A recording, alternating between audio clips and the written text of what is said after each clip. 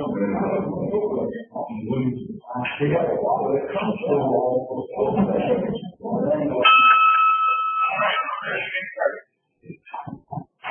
Welcome to the August 27th Rotary meeting.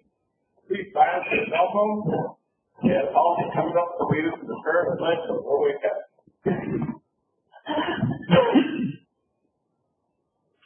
Just for all of them, praise your name. Just thank you for things you do for us, watching out for us. Just praise you, guide and direct us. Help us, Lord, to be our best. I just pray you today with the people of Gulf Coast and be with us now. Amen.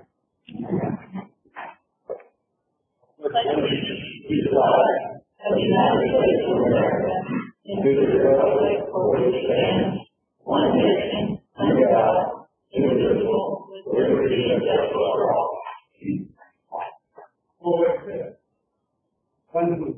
Let's say who? First, Is it the truth? second, Is it they are all concerned? third, Will it be the will of the friendship? fourth. Will it be the will of all concerned? And fifth. Thank you, Halsey.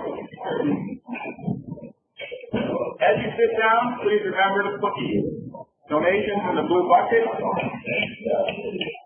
Just to let you know about the impact, what happens is that the card fund generates money and then they give small grants of $100,000 to promising research. And oftentimes those researchers use that as seed money to get a much, much larger grant. So it's really a good effort. It's just like Polio Plus where we generate some money, but then Bill Gates matches that amount. So the card fund's actually doing quite well. Last week we had $9. Is anybody going to match $9? Okay.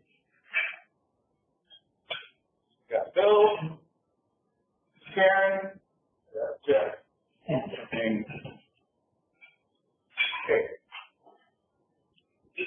Can you want to introduce this? Sure. The visitors we have today are our speakers, Greg Eliers and Dee White, right? Sorry. Okay. And you'll notice on your table there is information on two proposed members. Thank you. Any prayer requests? Other than keeping in mind the hurricane issues.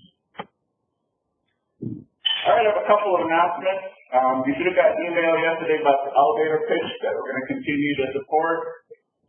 And remember to hold December 17th open for the Rotary Holiday Special. And I also would like Tom Glover, Bill Jones, Michael's online, Deborah Marsh, she's online, Jim Bain, Lincoln Howard, come up so we can sing you happy birthday. These are the July and August.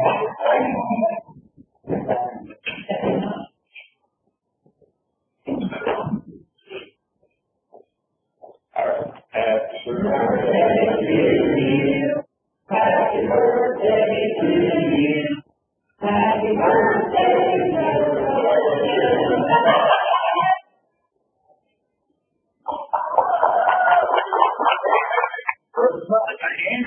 Oh, forget it.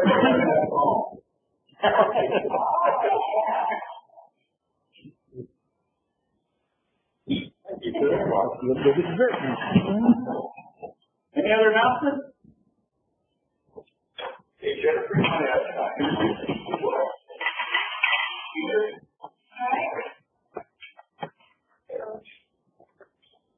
Okay. You guys can see how much room you have in this. Oh, I'm going to turn it on. Oh, you're going to turn it? Okay. All right. Okay, so thank you all for coming. I'm glad you all came and didn't decide to join us by WebEx because you were nervous about today's program. We're very excited to be here. I have Assistant Director Greg Eliers. I'm guessing most of the people in this room have probably known Greg longer than I have. Greg's been with Lockerly for 13, 14, 15 years now. He's a Georgia College graduate, and started with us in education and became assistant director about 2.5 years ago. We also have Katie Weezy with us.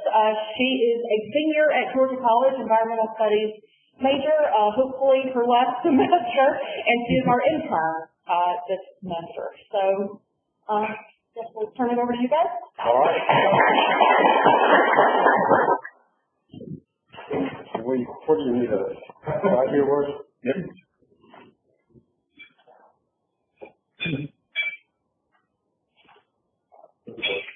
All right, so I wanted to introduce our, we just added a lot of animals to the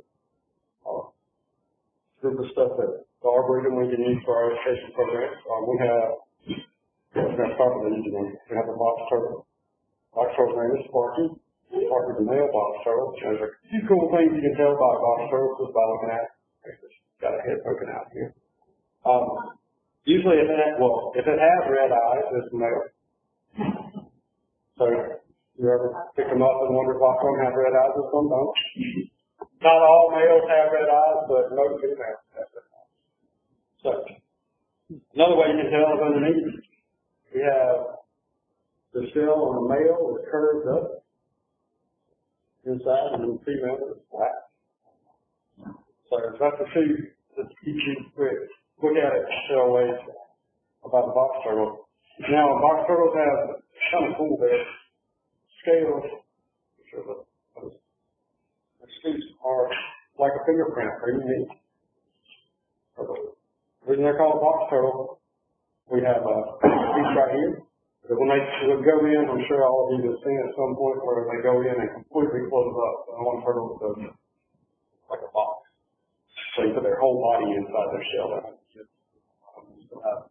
Part of the head sticking out, and the legs are still sticking out. They can go completely enclosed and sealed up, and that protects them from hurt. Now they eat all sorts of things. They're omnivores. They can eat mushrooms that no other animal can tolerate. All kinds of small insects, different stuff they eat for. Yeah, love some worms. But Sparky here is as you can tell, really doesn't get too upset or excited about it. Kind of hangs out. That's pretty much what Sparky does all day.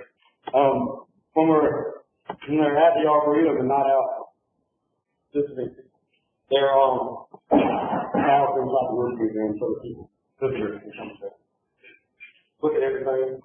How do they live? They can live, a box turtle in captivity can live up to 50 years. So, yeah, a lot of times people don't think that that's quite as long as 30. But it's easy to do. This is how easy they do. Box turtle, maybe a little bigger than this, but this is about middle and adult box turtle. That's about what you're going to see. Usually if you see the big ones like right here, the edge of the leg, a lot of times you won't see those here. That's usually a slider. But they're a lot more flat. These guys don't like the water also. They just hang out on dry land. They like drinking water and they go get wet every now and then. For the most part, they hang out in the dry. The only turtle that lives in Georgia that's even more dry than them is the gopher tortoise. So that's the only one that likes to dry even more than that. So that. Let me get out. Here. Now, Tito is a ball python, not native to Georgia, but we had Tito was our first animal that we had for all reasons.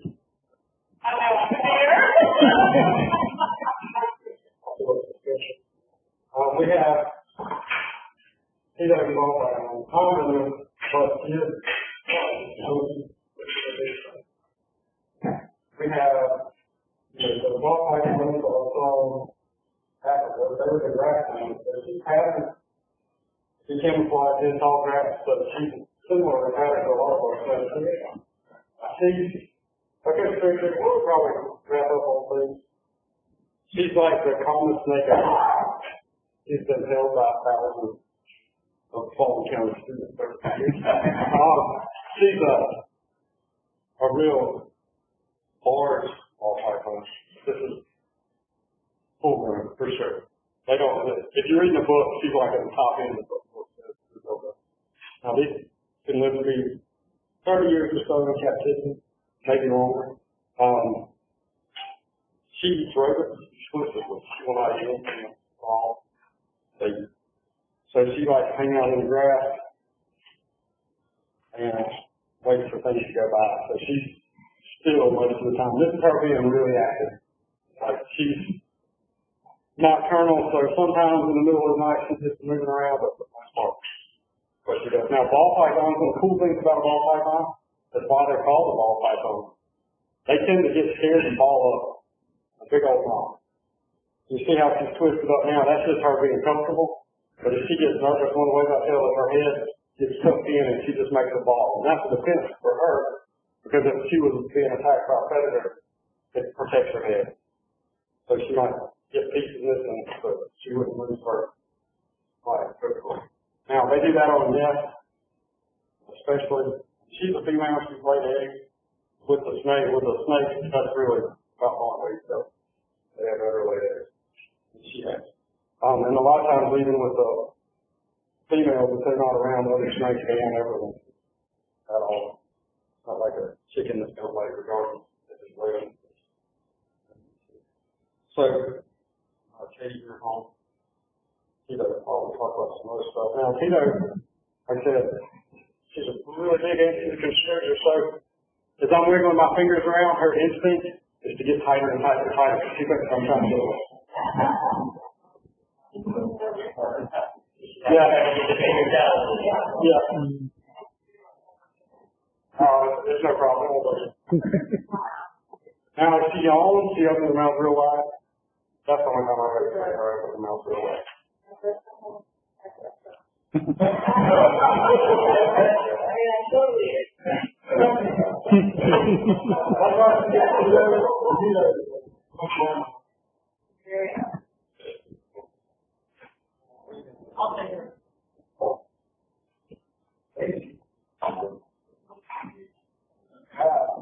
Now, maybe really that good. Now, maybe we're going back to native species. Maybe a corn snake or a red rat snake, depending on where you're from. Called that because, well, one thing people say she looks like the fall corn, so Indian corn. On the underneath, see how she's got checkerboard, almost piano. Some of them look exactly like piano keys underneath. She's really wiggly. If you've ever seen a rat snake, she's very closely related to rat snakes. They're different species, same gene. And they are like a rat snake will eat just about anything that it can possibly fit out. They'll eat eggs, they'll eat lizards, they'll eat frogs, they'll eat anything, bugs, whatever. They are not particular about what they're eating. Now, you can tell she's got really cool pattern. This is excellent camouflage. Now, in our area, the most I've seen anywhere around here is near Piedmont Wildlife Refuge. They're all over. Like you see a snake there, a corn snake. So they're really cool. You tell they get around a lot. They're with the regular old rat snake. They have the body that's designed with slightly keeled scales, so it feels rough. But they're also climbers. They are fantastic climbers. If you've ever watched snakes in the wild, you see one go straight up a tree and get in the egg, or a baby bird, it's probably a rat snake. They can just go straight up a tree.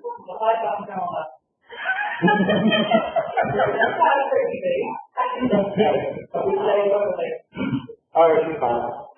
Moving around. Does the one snake send the other snake there right now? Is there, I'm sure they're aware of each other. that's how they feel. I don't think they're worried about each other. Because their cases are near each other anyway. They're used to their So you can see she's catching my hand too.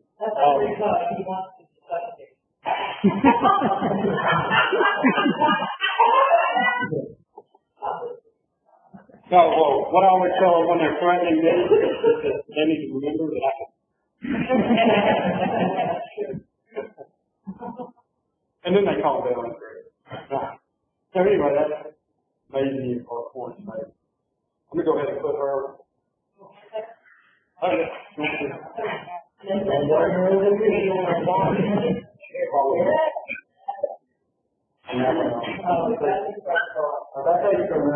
She's my sweet girl. I love Maisie. No, I go visit her every morning.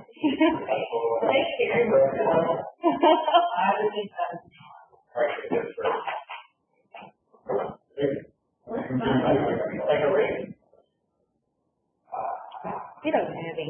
Yeah. She's a heavy and very strong. She's also a skateboarder. Yes. She is. That's why I have the string and hockey. No, actually, Greg got it out. She's got out my foot. Yeah. I just think I'll see that one.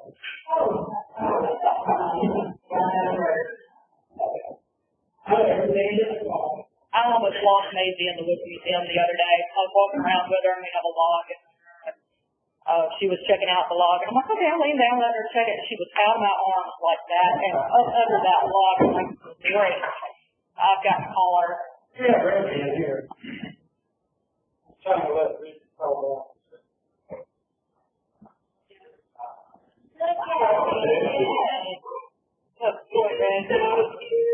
Yeah. He's grown a lot. That's not getting all.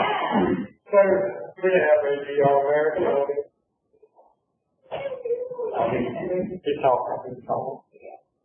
Looking for them. But it's very distant from how we're sitting at it. So Reggie just looking at 20 years. Reggie's an American African. Very young. Yeah. Yeah, thank you. Sorry about that. How big will that get? Full grown out there. So we usually go. So part of us having animals, we have to have permits for the different animals. With alligators, we have an arrangement worked out with one of the places that raises alligators. And so we keep them as young, and when they get too large for us, we take it back and switch out for a young one. So we're basically raising them up. Well, people do cows and everything else. So we have, but you get the going. That's what they do when they're separated and they're calling for other. Now, alligators, we talk about what everything else will eat. Alligators this size will eat anything they can. Hold up to, in the wild they'll eat anything. Now while the mother is very, very involved in their life and super protective of them in the nest for years, about a year and a half, 2 years. But they'll also eat other alligators. If they can eat it, they will eat it. Not like if a small alligator that wasn't part of the family, they came up here in the nest.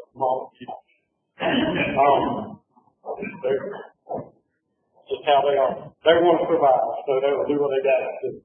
But one of the neat things about alligators is they have a membrane that goes over their eye. So it's sort of like wearing goggles. The goggles on, see really well in water. They're really well adapted for their environment. They were threatened for a long time. Recently they've been, so they're doing well. And they're really great conservation efforts going on around the whole southeast United. Look at it. In some places now they're becoming very, very overcrowded and overpopulated. So, all part of the conservation and hopefully keeping where they are able to thrive. But if you go down the river here, if you go down a little bit south of Milledgeville, you start seeing where that is like city. We had one not this past summer, summer before last, that wound up at the Worley Center up in Putnam County, part of Auburn. So, like they move around, and we are definitely on the edge of their range, but they're still around. Usually we don't see the giant big ones like they do further south, just because there's not as much place. Hey, you picked that up another night. You don't have much speed right now? They can bite. Very carefully. Everybody that picks them up has like their own method. Mine's to go fast and grab it right behind the head. And then I pick it up and hold it and he calms down. If I go slow, he tries to, and that's it. He always gets really riled up, and that's when he tries to bite me. So I just, but yeah, he's getting used to being handled. He's still young. Snakes, 60 days. He's been handled forever. Her whole life she's been handled a lot. But she got really calm. We're hoping that Mr. Reggie just calm and chilled out with that for too long. He'd get me. Because I wasn't expecting to be able to hold. Without his mouth being open on a lot of his things. So all of this is, we're able to do this because of a wonderful grant from Tri-County EMC. It's an effort to expand our education program, and like Rick said, for any native reptiles, you're required to have a permit through DNR, and it's not a one and done thing. They have to permit us every year. They inspect us every year to make sure that the animals are safe and being well cared for. So for Reggie, Macy, and Sparky, this is their first outing as an education program because we got them in the summer, and then we all know about schools and field trips are not a priority right now. Everything else. Yeah. So they came in April. Reggie actually just turned a year old.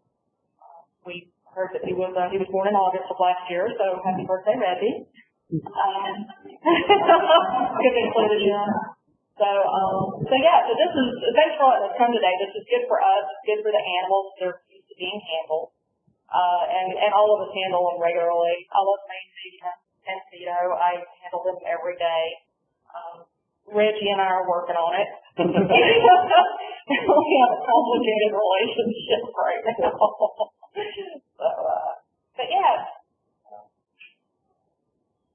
What other questions you got for us? I'm not sure about Maisie. She came from a rescue group, and they weren't sure. Well, what is 2 to 3 years? She'll probably live well taken care of, no diseases or anything like that, for around 25 years. Tito was, about 14? Tito's age is a little suspect, but somewhere around there, yeah. About 14. She is about, she's, Years. Like that. she really live. They live, well, in the wild they have a rough life. But if they get big, they live for a really long time. Because there's not anything that messes with other than people. So, and usually the big ones are out somewhere where not many people are going. They can live to be around 60 in California. So, they can live to be pretty old. And I've seen the ones in the wild that get big problems. It's not the most. They're going to go after a 15-foot alligator. Yeah. Some they're going to St. Mark's Natural Refuge out of Tallahassee. You'll see it's in the refuge system. You will see alligators all day. All day. You'll see them. Huge. I saw a big fall before. Yeah. I know they killed one up there last year. 13, what was it? I saw one on the island. It's about 16. Oh, yeah. Wow. It was the biggest thing I've ever seen. So one of the big parts of the conservation effort is why they have to get rid of alligators with a lot of states, especially where there's a lot of people. Like a lot of lakes in South Carolina, they have to be really careful because there's a lot of alligators there now. And if they've been fed, they get to be a nuisance, just like bears just like any of the other animals, where they see people and they think, hey, you're about to feed me. And they get really brave and come up close and jar them out. That's when they start being after people's pets and things like that. So there are times where they have to either relocate them or just eliminate them because of their threat. People, but that's, people are getting used to them being back around a lot. Cool to see them a lot. One of my favorite animals. Unless you're snorkeling, then it's kind of. But even then, it's pretty neat. So they have web feet perfectly designed for being in the water. They're like hanging out on dry land as well, but they're always kind of conservative. Everybody's ever been to, I know, like Sapelo and all the barrier islands, all over the place. Okefenokee has some gigantic, really cool sea. And they kind of look like a dinosaur.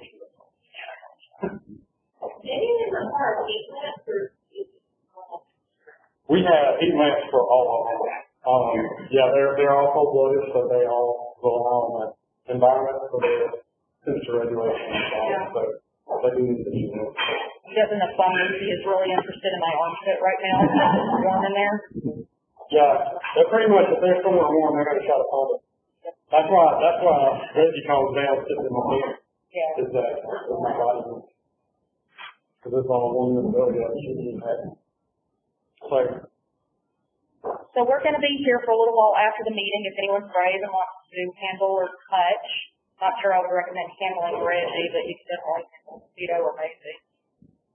I'll let Greg make the call on Reggie. Reggie's chilling out. Yeah, he's more chill than I expected him to be. Very proud of him. So we weren't sure how the noise beforehand would affect him. Yeah. He's been around the group. Yeah, she's like, we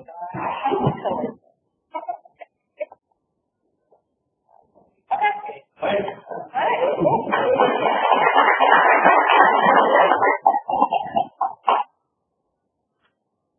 They're going to have herself ready.